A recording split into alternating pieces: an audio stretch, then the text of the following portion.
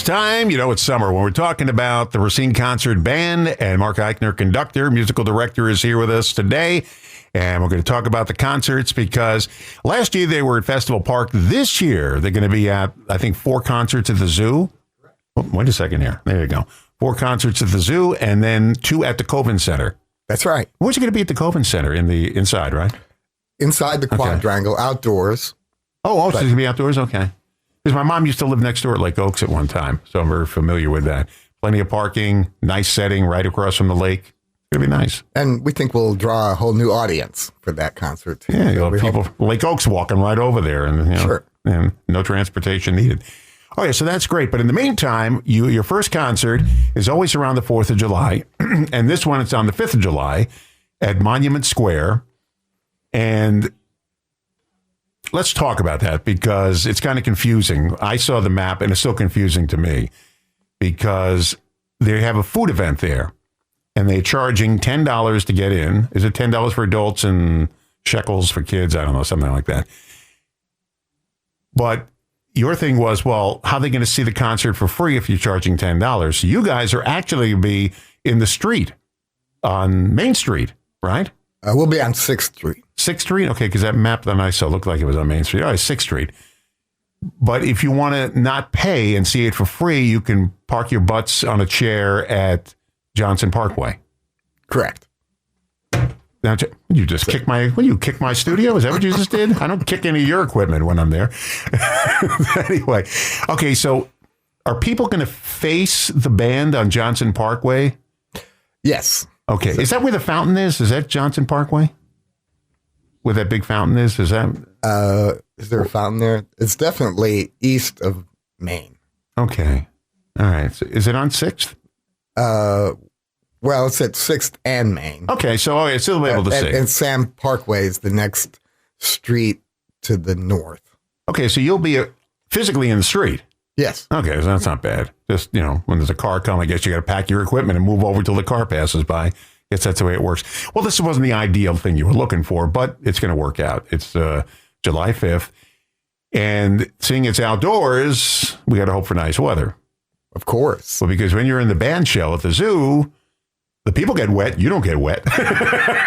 You're covered. No, we'll be on a temporary stage rented by the city. Is that outdoor thing they usually have? No, it's not the stage on wheels. It's a much more elaborate. Oh, sturdy, wow. Okay, that's nice. And the concert begins? Our part is at 6 o'clock. 6 o'clock. So the music starts at 6, which is pretty normal for what you do during the summer. All right, so after the July 5th one is over, you move to the Zoo at the Kiwanis Band Shell, right? 4 concerts in a row at 7:30 p.m. 7:30? No, downbeat at 7:30. Come on, let's talk like musicians that we are. Downbeat at 7:30 p.m., which is the normal time during the summer. Right. So 4 concerts at the Zoo, and then we move over to the DeKoven Center for the last 2, which will be downbeat at 6 o'clock. 6 o'clock, because it gets darker sooner. All right, so we got that all settled away. You got all your music set? We do. It's all gone to the printer.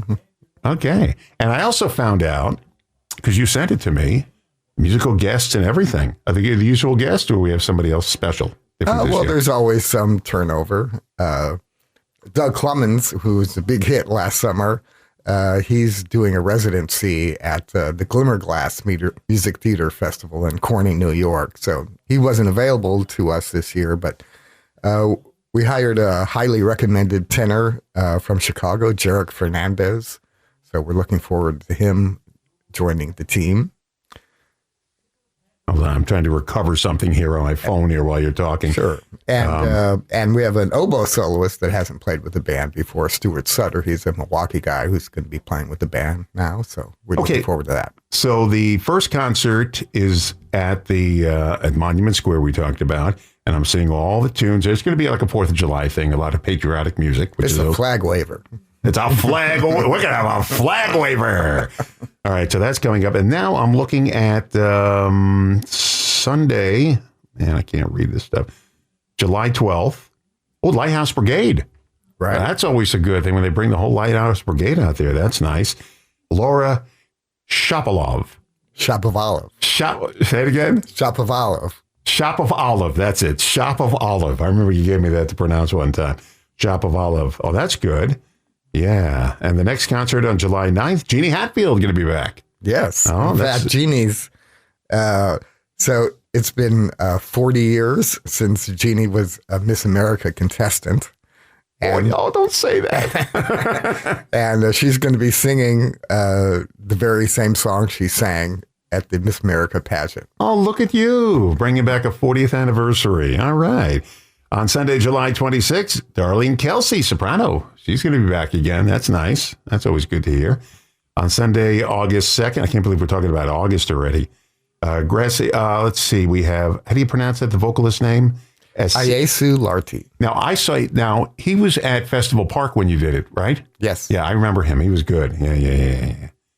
Let's see, on Sunday, August 16th. So there's a break there. So after the August 2nd, there's no concert on August 9th. Oh, it's at bye week? It's a bye week. Okay. All right. August 16th will be Allison Hull. She's been there many, many times, too. Yes. From the beginning. And finally, August 23rd. We're really deep into August this time because normally it's not this deep into August. Right. And Melissa Cardiman's going to be there, the soprano. So you got some good old, you got the good old staff coming back again. That's good. I like that. A lot of new musicians this year, or just the regulars? Well, over the years, we've become we have a much more reliable membership, and they're playing more concerts. So there's fewer substitutes, and that's a good thing for the band. That's good. Now, here's the thing I don't understand. You guys only do one rehearsal before the concerts. Man, it sounds like you need like 5. If it was me, I'd need 5 rehearsals to get this right. But they're pros, so it doesn't matter. You just hand them the sheet music, you go over it a few times, and that's it. Well, they're kind of manic rehearsals, but we get it all. I've been to one of them. They are kind of manic rehearsals. You do it over at Parkside this year, right? Right. Yeah. And it is kind of manic. And you get them done, and you're ready to go. Now, I never hear any problems. You might hear the problems because you know what you're listening for. The audience isn't going to hear that. So let's do a quick review here before we get into all this, the needles and pins of this. People bring the lawn chairs on each concert. You can bring your lawn chairs and park your butts on Johnson Parkway. Yes. It's 6 p.m. start. It won't cost you anything. It's free. If you go to Johnson Parkway, it's free. If you go inside, well, if you're where's the band going to be facing on 6th Street? I think we're facing north. Okay. So if the people paying go in, they could sit down and watch the band. Okay, I'm trying to figure out how that works. This is new to my head here. And after that, 4 concerts at the zoo, regular zoo. People are very familiar with that. And then at the Coven Center, which will be nice. That's a nice change right there on the lake. I like that too. Okay, and so this all starts with the parade because you're in the parade on the 4th of July on a flatbed truck. How you guys play instruments on a flatbed truck while it's hitting potholes and and manhole covers that are like 3 inches below the street level. I don't know how you do that because some of those manhole covers are really, really low. Well, we're lucky to have great drivers from Floyd's Towing. Yeah, where they go all around them and they're really good. Yeah, that's pretty good though. You end up playing an instrument while you're on a flatbed truck. That's great. Now, what if it rains? Are you covered in the parade or not? We don't play if it's actually raining. We put our ponchos on and wait for it to stop. Okay. Mark Eichner is here for the Racine Concert Band. So you got an award. So in March, I received the Racine Arts Council Heart of the Arts Award, which is kind of a lifetime achievement award for consistent and contributions to the arts scene. Well, look at you. Congratulations. Very nice. You deserve it. You've been with the band how long now? This is my 25th year. 25. That's good. 25 years conducting? Yes. Oh, wow. And there haven't been that many conductors in the 104. This is the 104th year of the Racine Concert Band. There haven't been that many. Just 5. Wow. That's pretty good. Now, your predecessor used to come in all the time, and it was Del Eisch. Del Eisch was in here all the time, and he's no longer with us, but he was there for a number of years, too. 27 for Del. So what's the record? Is he on the record, 27? I think the John Opfercook preceded him, and I think he's 28 years. Oh, you can blow by that with no problem. You still got many years in front of you there. And then the 2 Schulte brothers before that, and they weren't as long. They were more like 10 years. Oh, 3 years. I could blow right through that. Now, you play the trumpet. You used to play the trumpet. You don't play now, though. Right. Okay. Is that the only instrument you played? Yes. Mm-hmm. See, last time I spoke to you, I was learning the piano. And I didn't practice a lot.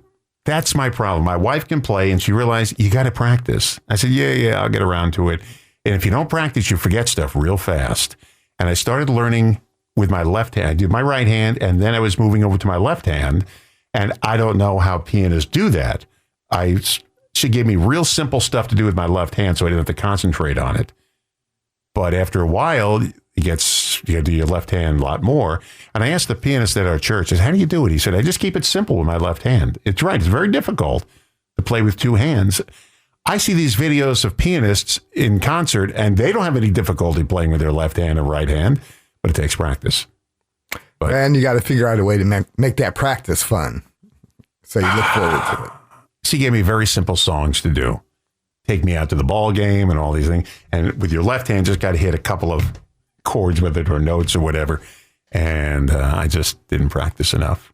Maybe someday in retirement, I'll learn how to play the piano. But that's the only instrument I was really able to play. Took the trumpet. They threw me out. I told you they threw me out of the grammar school band because I wasn't that good at it. I don't know how you get the air in there. It's more like a spitting thing you do when you're on the mouthpiece. It's not like blowing air like, like a whatever instrument. You got to do it in a kind of spinning way, and I couldn't grasp that. I was trying to blow air into it, and that's not how you do a trumpet. So anyway, I didn't know how to do that. But your band, the band is just fabulous. Every year, I'm just amazed at how good they are. And the soloists you pick out every year, just a very great. It's tough playing outside in the elements. It's not that easy. It is. As a trumpet player myself,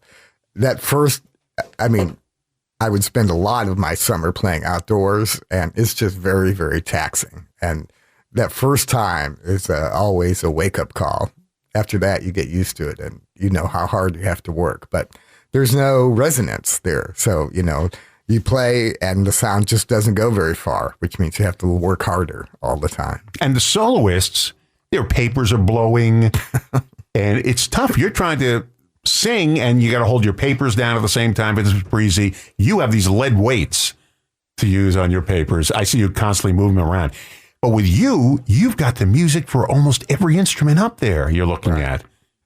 I don't know how you do that either. It's too much paper. But we were at the Hyde Park Jazz Festival in Chicago a few years ago, and it was a very windy day, and these famous big name jazz artists that had international reputations. I mean, some of them were like brought to their knees because dealing with the wind and gusts and stands blowing around.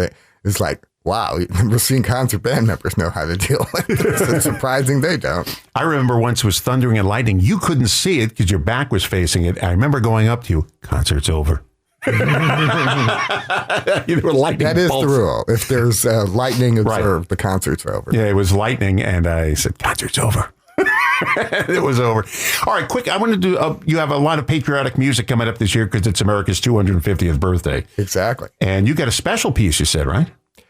Well, so the mayor convened a meeting of dozens of civic groups early in the year, and they unveiled their logo for the 250, and that's going to be our cover for the concert season. And he encouraged everyone to include the 250 celebration throughout the year, not just as one event, but to incorporate it for as many events as they could and make it a year-long celebration, not a one-day thing that happens on July 5th. And I took that to heart. And so on every concert in the summer season, there's at least, now on July 5th, there's a lot of patriotic music, but on the other concert, all of the other concerts, there's at least one piece that was written to document musically a specific event in American history. So there's a lot of music from World War II, but we have music from the American Revolution. Some of that's modern, some of it's sort of native to that time period. And we have Richard Rodgers' Victory at Sea, Samuel Adler's Revolutionary Songs. Every concert has one of those pieces. Songs of the Revolution. My dad used to watch Victory at Sea on TV, the TV series. Richard Rodgers wrote the music for the TV series of Victory at Sea. We're playing a suite called the Battle of Trenton, and I didn't know anything about the Battle of Trenton. And then, New Jersey. Yes, and then the new Ken Burns series. He devoted a whole show to the Battle of Trenton. He does such great work with those documentaries. I learned what an important battle it was and how important it was to the founding of our country. New Jersey, huh? Yes. All right. Who knew? Trenton, New Jersey. By the way, for people who don't know, Trenton is the capital of New Jersey. A lot of people don't realize. And we that. have music from Michael Kamen's music from the television series Band of Brothers. About look at you getting real modern there. Okay. Yes. Mm-hmm. I was told I got a text from someone here. It says recap July 5th, please. And so here's how we understand it now. The band will set up at 6th and Main facing Sam Johnson Parkway. Am I right? Yes. Okay. And the public is welcome to set up their chairs and blankets there at no cost on Sam Johnson Parkway. That's correct. Okay. Well, that sounds good. All right. So taken care of. So there is probably at cityracine.org, there's a full schedule for the day. I know the Racine Symphony is sending a group to play earlier in the day. So the music starts earlier and the actual food service ends before the band starts. So we're sort of the finale of the day after the food service. Okay, good. All right, we're all set. You excited? Yes, I am. Boy, these summers come and go so fast, don't they? I mean, it just seems like yesterday. Are you going to do the same thing this year with the big finale with the questions? Sure. We're doing that this year, the trivia questions? Mm-hmm. And then the big finale. The grand prize at the final concert. Millions of dollars worth of prizes? Okay, just checking. People love those questions. They do. Yeah. Who's in charge of the questions this year? Me. Okay, that sounds good. I am so excited. This is summer to me now when the band starts playing. All right, so let's do a quick recap here. We've got July 4th, you'll be in the parade, flatbed truck, and playing in the parade like you always do. Who gives you the flatbed? We own our own float. It's not a flatbed. It's a float. Oh, is that float? Okay. It looks like a flatbed truck to me. Okay, it's a float. You own that. Okay. I never wanted to own a float, but sure enough, we've got one. Okay. And that's on July 4th. July 5th is the big concert at Monument Square. And you can pay to get in and eat food and everything, or you can go to Sam Johnson Parkway, park your butts there on a chair, and watch the band play for free. So that's good. Let's see. Then after that, the next few weeks, you're going to be at the zoo, 4 Sundays at the zoo. Right. Then there's a bye week. And no concert August 9th. And then there's the next 2 are at the Coven Center. That's correct. Well, that's great. That's great. And that's all going to be in the program guide when it's printed, right? So yes. Okay. We got to have people know about all this stuff. Well, that's great. And I'll be looking forward to working with you again this year. Me too. And of course, they can always check out the schedule at RacineConcertBand.com. Okay, RacineConcertBand.com. And we're going to be talking about each and every concert here on the air as well. So that'll be good. Thank you, Mark. Looking forward to this. Pleasure to be here. Okay. And the band hierarchy this year, is Sean the president of the band? Sean is the executive director. Executive director. The president is Ryan Rignaldo. Oh, that's Ryan Rignaldo. Okay. And all these people in the they're all band members. They all play instruments. You don't have any outside people being president there. Yes, we're kind of unusual among music nonprofits because most of our board directors and all of our staff are musicians. That's good. All right. Thanks for coming in. You're going to come in again because we're not done with this, and we're going to talk more as these concerts go on. Thank you very much, Mark. Mark Eichner, 25th year as the conductor, musical director of the Racine Concert Band, which is celebrating their 104th year. That's a big thing to be holding on to, 104 years. You're responsible for 104 years. I remember starting with the band, and I thought, way, way off in the distance would be the band's centennial. And I thought, I'll never be around for that. There you are, 104th year. Well, good luck. I can't wait for the concert on July 5th. And then we've got the 4 zoo concerts and 2 at the Coven Center and a bye week in between there on August 9th.